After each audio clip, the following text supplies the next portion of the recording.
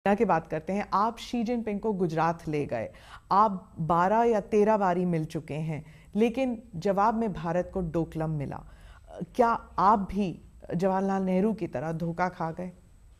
डोकलाम में भारत ने क्या किया उसके आधार पर भारत का मूल्यांकन होना चाहिए।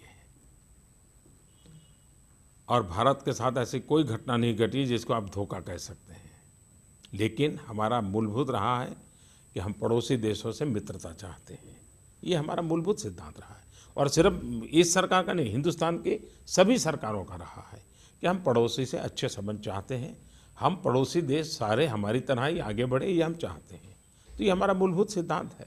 आपके ऊपर ये भी आरोप लगाया जाता कि जो फॉरेन ट्रिप्स हैं आपके, एक तो बहुत ज़्यादा है और दूसरा ये फ़ोटो अपॉर्चुनिटी ज़्यादा है और कॉन्क्रीट स्टेप्स ज़्यादा नहीं होते इसमें। देखिए, सभी प्रधानमंत्री के करीब करीब इतनी ही यात्रा होती है, कोई ज़्यादा फर्क नहीं है जी। आप अगर हिसाब लगाएंगे, क्योंकि अब इंटरनेशनल फोरम बहुत बन गए हैं, मल्टीलैटरल फोरम्स हैं, तो आपको जाना ही पड़ता है।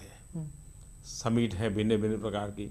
अच्छा, प्रधानमंत्री से नीचे के लेवल का करते हैं तो वहाँ हमारी आवाज़ सुनाई नहीं देती है उस फोरम में।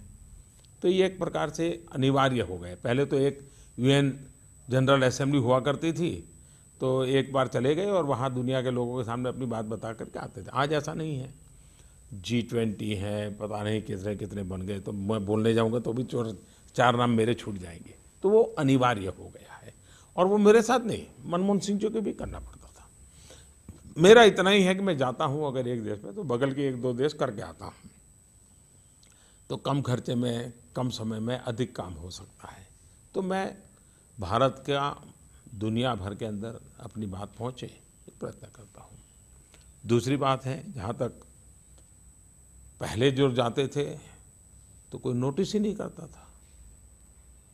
जहाँ जाते थे वहाँ भी कोई नोटिस नहीं करता था।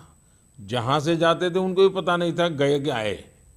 अब मेरा केस ऐसा है कि मैं जाता हूँ तो पता भी चलता है, क्योंकि मैं वहाँ लोगों से मिलता हूँ, कुछ काम करता हूँ, कुछ निर्णय करता हूँ और मैं मानता हूँ देश के लिए मुझे करना चाहिए। इसके लिए कोई मुश्किल काम प्रधानमंत्री जी